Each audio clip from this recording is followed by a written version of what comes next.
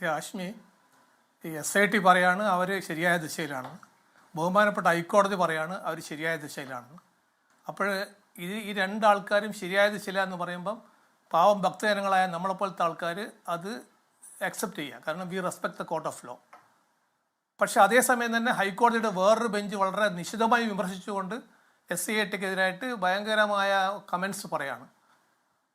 അപ്പോഴൊരു കോൺട്രഡിക്ഷൻ എവിടെയും കാണുന്നുണ്ട്. അപ്പോൾ നമ്മൾ ഇത് സാധാരണ ജനങ്ങൾ മനസ്സിലാക്കുന്നത്, എനിക്ക് തോന്നുന്നത് SITയുടെ പോക്കിൽ ഒരുപാട് സംശയങ്ങളുണ്ട്. ആ സംശയങ്ങൾ ദൂരീകരിക്കുന്ന ഉത്തരവാദിത്വം SITക്ക് തന്നെയാണ്. കാരണം SIT ഫോം ചെയ്തിരിക്കുന്നത് വളരെ ഒരു സ്പെസിഫിക് പർപ്പസിനാണ്, 2 കേസ് ഇൻവെസ്റ്റിഗേറ്റ് ചെയ്യുക. ആ 2 ഇൻവെസ്റ്റിഗേറ്റ് നടത്തുമ്പോൾ ഒരുപാട് പല കേസുകളും വരും. പക്ഷെ അതിലേക്കൊന്നും ഫോക്കസ് ചെയ്യാതെ ഈ 2 കേസിൽ ഫോക്കസ് ചെയ്ത് മുന്നോട്ട് പോയിരുന്നെങ്കിൽ ഈ കേസിൻ്റെ കിങ് പിന്നായ ഈ പോറ്റി ഒരു കാരണവശാലും ഡിഫോൾട്ട് ബെയിലിൽ ഇറങ്ങില്ലായിരുന്നു. കാരണം ഇത്ര പ്രമാദമായ കേസിൽ, ഇത്ര ഒരു റയറസ്റ്റ് ഓഫ് റയർ കേസിൽ ഇതിൻ്റെ കിങ് പിന്നെ മെയിൻ അക്യൂസ്ഡിന് 90 ഡേയ്സിനകത്ത് ഒരു പ്രിലിമിനറി ചാർജ് ഷീറ്റ് കൊടുക്കാൻ പറ്റാൻ കഴിയാത്തത് അന്വേഷണ ഏജൻസിയുടെ വലിയ പിടിപ്പുകേട് തന്നെയാണ്. അത് നമുക്ക് ഒരിക്കലും അന്വേഷണ ഏജൻസിൻ്റെ ആ ഭാഗം എന്തായാലും നമുക്ക് ന്യായീകരിക്കാൻ പറ്റില്ല. വളരെ അൺഫോർച്ചുനേറ്റ് ആണത്. കാരണം അറ്റ്ലീസ്റ്റ് ഒരു പ്രിലിമിനറി ചാർജ് ഷീറ്റ്, അതായത് ഈ മെയിൻ അക്യൂസ്ഡായ ഈ പോറ്റിയെ ട്രാപ്പ് ചെയ്യേണ്ട ലെവലിലെ എല്ലാ എവിഡൻസുകളും ഓൾറെഡി കയ്യിലുണ്ട്. കൊഗ്നിസൻസ് എടുക്കേണ്ടതുണ്ട്. ആ കൊഗ്നിസൻസ് വെച്ചിട്ട് ഒരു charge sheet, preliminary charge sheet at least പോറ്റിയുടെ പേരിലെങ്കിലും കൊടുക്കണമായിരുന്നു.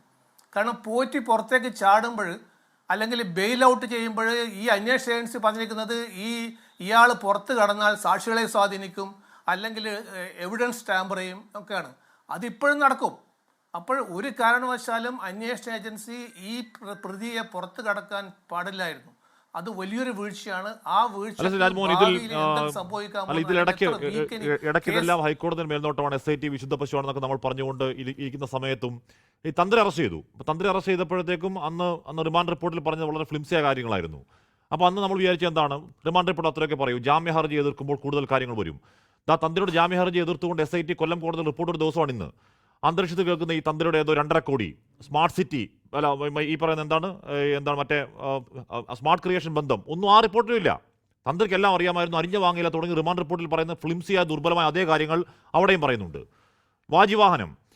ഈ വാജിവാഹനം തന്ത്രി കൈമാറിയത് കൃത്യമായ അഡ്വക്കേറ്റ് കമ്മീഷണറുടെ അറിവോടെയും അതുവഴി ഹൈക്കോടതിയുടെ അറിവോടെയും ആണെന്ന് വ്യക്തമാണ്. ഇനി കുടിമര നിർമ്മാണമോ ഈ പറഞ്ഞ പുകമറയൊന്നും ഇല്ലെന്നതിന് അഡ്വക്കേറ്റ് കമ്മീഷണർ കോടതിയിൽ കൊടുത്ത ഈ റിപ്പോർട്ട് തന്നെയാണ് സാക്ഷ്യം. എന്ന് പറഞ്ഞാൽ തീരുമാനമെടുത്തത് മുതൽ അവസാന നടപടി വരെ അത്രയും ട്രാൻസ്പെറൻ്റ് ആണെന്ന് പറഞ്ഞാൽ ഈ പണിക്കിടയിൽ നമ്മുടെ കുടിമരത്തിൻ്റെ പണിക്കിടയിൽ മണ്ണിൽ വീണു പോകുന്ന സ്വർണ്ണത്തൈകളുണ്ടല്ലോ, അതുപോലും അരിച്ചെടുത്ത് അളന്ന മഹസറിൽ രേഖപ്പെടുത്തി ഹൈക്കോടതിയിൽ സമർപ്പിച്ച് ആ ജോലിക്ക് അഡ്വക്കേറ്റ് കമ്മീഷണർ ഹൈക്കോടതി അഭിനന്ദിച്ചതാണ്. അപ്പോൾ എന്തിനാണ് അതിലേക്കൊക്കെ അന്വേഷണം ഇങ്ങനെ പരന്നുപോയത് എന്നത് ഇപ്പോൾ സംശയം തോന്നുന്നു ശ്രീ TK രാജ്മോഹൻ. തീർച്ചയായിട്ടും ഹാഷ്മിയെ, ഇത് ഫോക്കസ്, ഞാൻ നേരത്തെ പറഞ്ഞു, 2 കേസ് രജിസ്റ്റർ ചെയ്തിട്ടുണ്ട്. അതിനാണ് ഈ SIT ഫോം ചെയ്തിരിക്കുന്നത്. അപ്പം ദേ ഷുഡ് ബി ഫോക്കസ്ഡ്. ഈ 2 കേസിൽ ഫോക്കസ് ചെയ്ത് പോകണം. അങ്ങനെ ഫോക്കസ് ചെയ്ത് പോകുമ്പം വേറെ ഒരുപാട് കേസുകൾ കിട്ടും. ഓഫ് കോഴ്സ് ഈ പറഞ്ഞ മാതിരി പല കേസുകളും വരുമായിരിക്കും. പക്ഷെ ആ കേസുകളൊക്കെ ഹൈക്കോടതി ശ്രദ്ധയിൽപ്പെടുത്തിയിട്ട് സെപ്പറേറ്റ് കേസ് രജിസ്റ്റർ ചെയ്തിട്ട് ആ കേസിന് വേറെ SIT അല്ലെങ്കിൽ വേറൊരു ടീമിനെ ഫോം ചെയ്യണം. കാരണം ഈ 2 കേസിൻ്റെ ഫോക്കസ്ഡായ ഇൻവെസ്റ്റിഗേഷൻ മുന്നോട്ട് പോകണം.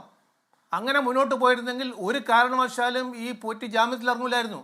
അത് വലിയൊരു വീഴ്ചയാണ് പറ്റിയിരിക്കുന്നത്. കാരണം ഇനി ബാക്കിയുള്ള ആൾക്കാരും ജാമ്യത്തിൽ ഇറങ്ങിക്കഴിഞ്ഞാൽ പിന്നെ ഇതിൻ്റെ ഈ ഇൻവെസ്റ്റിഗേഷൻ ഒരുപാട് ലാക്വിനാസ് ഉണ്ട് ഹാഷ്മി, ഒരുപാട് വീഴ്ചകളുണ്ട്. നമ്മൾ എണ്ണി പറഞ്ഞാൽ അത് പ്രതികൾക്ക് സഹായകരമാകുന്നു എന്ന് മാത്രമല്ല, അത് നമ്മുടെ SIT എന്ന് പറഞ്ഞാൽ ഞാനൊക്കെ വളരെ വളരെ വളരെ ഉന്നതിയിൽ കാണുന്ന ഒരു ഇൻവെസ്റ്റിഗേറ്റിംഗ് ടീമാണ് നമ്മുടെ പോലീസിൻ്റെ. അപ്പോൾ അതിലൊക്കെ പൊതുമധ്യത്തിൽ ഒരു മോശം അഭിപ്രായം വരും. അത് വരാൻ പാടില്ല. അതുകൊണ്ടാണ് പറയുന്നത്, ഇത്തരത്തിലുള്ള കേസുകൾ വളരെ ശ്രദ്ധയോടുകൂടി ഇൻവെസ്റ്റിഗേഷൻ ചെയ്യണമായിരുന്നു.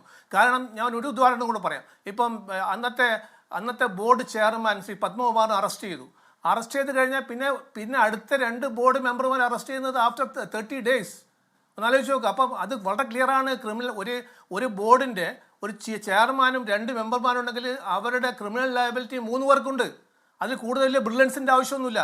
അപ്പോൾ അതിൻ്റെ മെയിൻ ചെയർമാൻ അറസ്റ്റ് ചെയ്താൽ നെക്സ്റ്റ് ഡേ തന്നെ അല്ലെങ്കിൽ ഒരു 5-6 ദിവസം കൊണ്ട് മറ്റു 2 പേരെ അറസ്റ്റ് ചെയ്യാൻ പറ്റും. അത് ചെയ്തില്ല, അത് നീട്ടിക്കൊണ്ടുപോയി. കൂടാതെ ഇവരുടെയൊക്കെ ഈ ഹാൻഡ് റൈറ്റിംഗ് എടുക്കണം തമ്മിൽ നിയമം അങ്ങനെയാണ്. അപ്പോൾ ഇവരെ ഹാൻഡ് റൈറ്റിങ്ങിൻ്റെ സാമ്പിൾ എടുക്കുന്നത് തന്നെ എപ്പോഴാണ്? അതുപോലെ ഒരുപാട് നമ്മളത് എണ്ണി പറയരുത്. കാരണം ഞങ്ങളുടെയൊക്കെ കേരള പോലീസിൻ്റെ വളരെ ഉന്നതിയിലുള്ള കേരള പോലീസിൻ്റെ ഒരു ടീമാണത്. അപ്പോൾ അവർക്ക് വീഴ്ച പറ്റിയത് എന്നെപ്പോലെ ഉദ്യോഗസ്ഥന്മാർ പൊതുബന്ധത്തിൽ വന്ന് വിളിച്ച് പറഞ്ഞത് ശരിയല്ല. പക്ഷേ ഈ അന്വേഷണ ഏജൻസി ശ്രദ്ധിക്കേണ്ട വിഷയങ്ങൾ ഇതൊക്കെയാണ്. അതുകൊണ്ടാണ് ഈ ബഹുമാനപ്പെട്ട ബദ്രുദ്ദീൻ ജഡ്ജ് അദ്ദേഹം പറഞ്ഞു, നിങ്ങളൊരു ഒരു പ്രിലിമിനറി ചാർജ് ഷീറ്റ് കൊടുക്കുന്ന അദ്ദേഹം ആ ഓർഡറിൽ അദ്ദേഹം നിർദ്ദേശം കൊടുത്തിട്ടുണ്ട്. അപ്പോൾ ആ നിർദ്ദേശത്തിന് മറികടന്നുകൊണ്ടാണ് ഒരു മന്ദത അല്ലെങ്കിൽ ഒരു സ്റ്റാഗ്നേഷൻ വന്നിരിക്കുകയാണ് ഈ അന്വേഷണ ഏജൻസിയിൽ. അതിൽ വളരെ വളരെ വളരെ എന്താ പറയേണ്ടത്, അൺഫോർച്ചുനേറ്റ് ആണത്. അങ്ങനെ ഉണ്ടാവാൻ പാടില്ലായിരുന്നു. കാരണം നമ്മുടെ നാട്ടിൽ സമാനതയില്ലാത്തൊരു കേസാണിത്. പാവപ്പെട്ടവൻ്റെ എല്ലാ ഒരു ആശയമായ ഒരു സംഗതിയാണ് ശബരിമല. ശബരിമലയിലെ ഭക്തന്മാർ എന്ന് പറഞ്ഞാൽ സാധാരണക്കാരാണ്, പാവങ്ങളാണ് അവർ. അപ്പം അവരുടെ ഇത്തരത്തിലുള്ള മുതലുകൾ അത് ആരാണോ നോക്കേണ്ടത്, ആരാണോ സൂക്ഷിക്കേണ്ടത്, ആരാണോ സംരക്ഷിക്കേണ്ടത്, അവർ കൊള്ളയടിച്ചിരിക്കുകയാണ്. അത്തരത്തിലുള്ള കേസുകൾ നമ്മൾ പൊളിറ്റിക്സ് പറഞ്ഞ ഒരു കാര്യമില്ല. അത് UDF ആയാലും LDF ആയാലും BJP ആയാലും ഇത് പൊളിറ്റിക്സ് അല്ല വേണ്ടത്. നമുക്കിത് വേണ്ടതെന്ന് വെച്ചാൽ നമ്മുടെ ഇത്ര പരിഭാവനമായ ശബരിമലയിലെ ഈ സ്വർണം മോഷ്ടിക്കപ്പെട്ടിരിക്കുകയാണ്.